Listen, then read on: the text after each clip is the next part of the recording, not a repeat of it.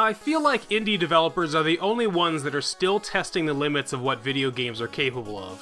For every AAA title that comes out, like Final Fantasy and Borderlands, there are dozens of small games that are being made that toe the line between experimentation and innovation.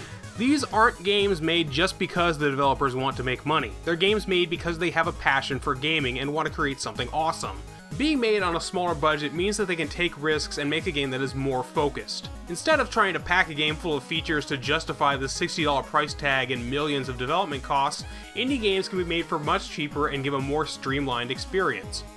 You can make a game that has only one playable character and one action button. You can make a game that revives a long-dead genre by bringing it into modern 3D. You can make a game that subverts platformer tropes and tells a story about the creation of an atomic bomb under the guise of saving a princess from a monster using time manipulation.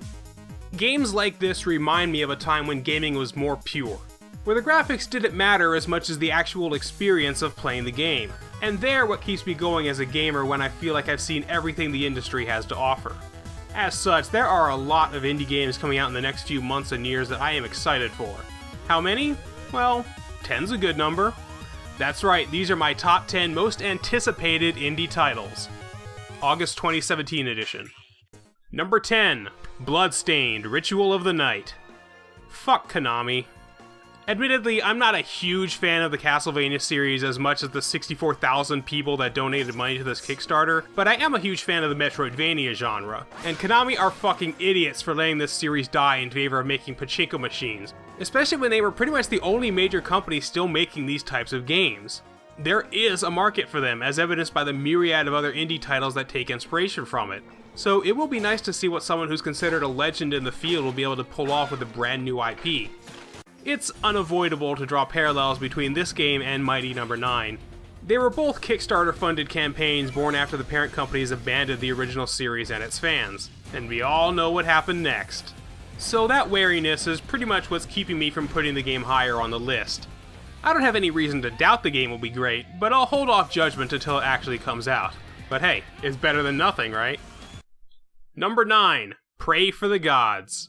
Fuck ZeniMax. Okay, I'm not going to start every section like that, but seriously, fuck you, ZeniMax, this was an awesome name! If you don't know, the game used to be called Pray for the Gods, with an E. But ZeniMax sued them and forced them to change the name as part of a trademark dispute for the game Prey. Yeah, because the two games are so similar to one another, right? I could barely tell the difference. So now we're stuck with this weird misspelling that sounds like some 14-year-old who just discovered homophones is trying to be clever. Title aside, this game takes inspiration from Shadow of the Colossus, where you have to track down and vanquish massive building-sized gods in a vast open-world map. After the success of games like Breath of the Wild, I think the climbing mechanic should prove to be really interesting. There's not too much else known about the game at this point regarding the lore or other gameplay mechanics, but it seems like there's this great sense of isolation and exploration that makes me really curious to see what they do with it. Number 8, EXO Demon. Can you tell I'm a big fan of retro gaming aesthetic? The demo for this game just plays wonderfully. The combat is really satisfying and the sprite work, while simple, perfectly fits the look of an early 90s FPS. The sound design of this game is pretty nice too, causing the sound effects to change when you're in a larger room compared to a more confined space. That's a really nice attention to detail. There's practically no dialogue or story, just enemies that want to kill you and weapons to stop them from doing so. There's no excessive gameplay mechanics like fast dodging or experience points or an MP bar or anything. There isn't even a visual HUD on the screen, your health and ammo are displayed on your character's hands. This is a perfect example of a game that keeps things focused and doesn't overbloat it with unnecessary features. Just you, enemies, weapons, and levels to beat, which is what I love about classic FPSs like Doom and Duke Nukem 3D. EXO Demon is currently in playable beta and it's completely free to download. I'm impressed so far, so I'm excited to see what it'll be like when it's finished. Number 7, The Pedestrian. I'm always on the lookout for new and innovative puzzle games, and here's one that definitely fits that description. It takes place all within street signs. This one was supposed to come out in early 2017, but seeing as we're very firmly in mid-2017 now, I'm not sure what the holdup is. At any rate, the demo does a great job of introducing the core concept of the game. You move signs around to create your passages through the level, but there are obstacles that need to be avoided and other objectives you need to deal with along the way, like keys, switches, killer gear, stuff like that. I really like how it shows you how to play without any specific tutorial, just a simple animation on a monitor. It's a game that doesn't coddle the player, but also doesn't bullshit them either. I kinda hope they use the backdrop of this game to tell some sort of story as you explore the different areas where these signs are displayed. Nothing too heavy, but having little Easter eggs and allusions to silent stories or anecdotes will do a lot to make this game stand out even more than it already does. Number 6. Noita. I only found out about this game a few weeks ago, and it looks freaking amazing.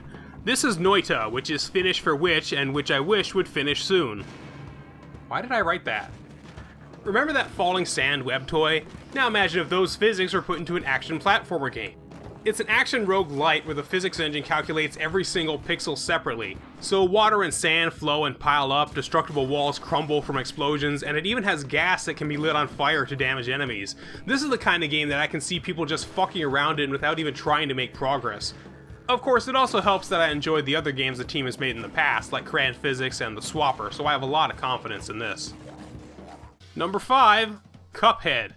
Here's one I'm sure you've heard of, seeing as it's coming out next month and Polygon won't shut up about it on Facebook. I've been talking about how graphics don't matter when it comes to games, and I stand by that, but really it's more a matter of being creative and stylized than trying to be hyper-realistic, and I think this is the perfect example of that. It's a run-and-gun shooter based on those really weird public domain cartoons from the 1930s and 40s, so imagine Felix the Cat meets Contra. There's something surreal about playing a game that looks so much like a cartoon. Even the sound is confusingly corny. It seems to be made by just some guy going pew pew pew pew. The only thing I'm hesitant about is the fact that it seems really hard, something the developers have made no secret about, which I don't mind in principle, but it seems to be a lost art to make games that are hard, but not bullshit. I suppose we'll see soon enough when Cuphead comes out September 29th. Number 4. Tunic, formerly Secret Legend. Legend of Zelda with a fox. There, do I even need to say anything else? Well, I guess so. Beyond the gameplay and the exploration aspect, it just looks gorgeous. The visual style and lighting really makes the game stand out. It doesn't really seem to do anything especially unique gameplay-wise. You have stamina, dodge rolling, big bosses, things that are starting to become a bit cliche nowadays, but you could tell the creator has a real passion for making this game.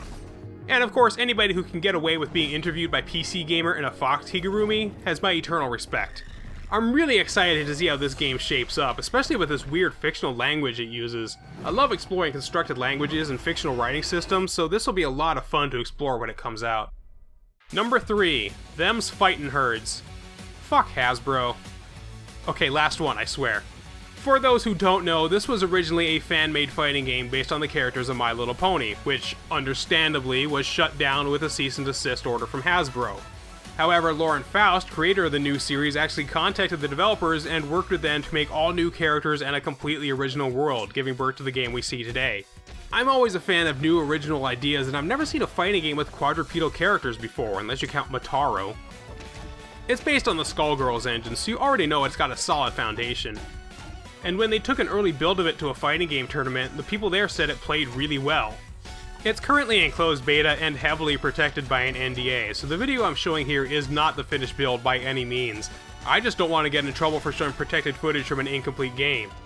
TFH is shaping up to become something more than just a fan game, but something that may actually go on to be a serious competitive fighter, with quadrupedal ungulates. Do I even need to explain how cool that is? Number 2. Dusk. As much as I like EXO Demon, I heard about this game first, and it quickly rocketed to the top of my list. I recently rediscovered games like Quake and the original Half-Life, and this game just made me absolutely squeal with its promo video that name drops every classic 90s FPS it can. Dusk is done as the throwback to the days of blocky polygonal monsters and fast visceral combat from dozens of enemies, and it looks awesome! Every part of this trailer video just kicks ass. Even the editing is really slick, cutting to the beats of the music to make it feel like a movie trailer.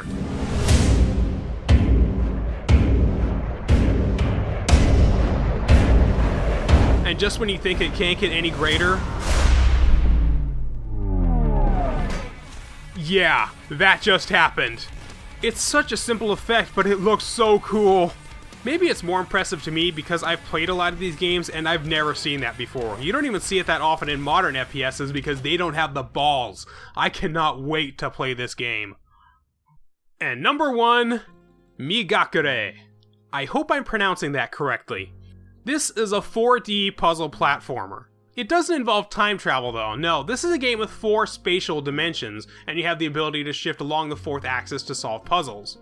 The game itself is actually coded in 4 dimensions and simply renders what the player sees by determining which slice of the 4D world is being viewed and then drawn on a 2D computer screen.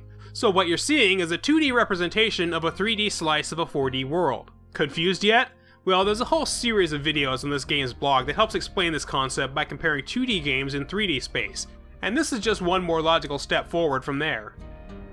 Most impressively of all, Cuda has been in development since at least 2009, if not sooner. So it has almost a decade of development under its belt. Normally that would be evidence that a game is stuck in development hell, but when you think about all the new technology they had to invent just to make this game work, it starts to make a lot more sense. Speculative praise has been universally astronomical, including from powerhouses like Jonathan Blow and Randall Munroe. So when can you play it? When it's finished. Yeah, I always hate when developers say that, but all told, I think it's a good sign. It means they're not willing to compromise or cut corners. They want to make the game perfect. And I think it's forgivable to allow them to take as much time as they need. After all, they are literally inventing a spatial dimension that doesn't exist. Cut them some slack. Hopefully you've enjoyed my list and I've helped introduce you to a few of the awesome games coming out soon you may not have heard of. I might make another list in a few years as more games pop up, but let me know some of the indie games you're anxiously anticipating. Until next time everybody, have fun and happy gaming.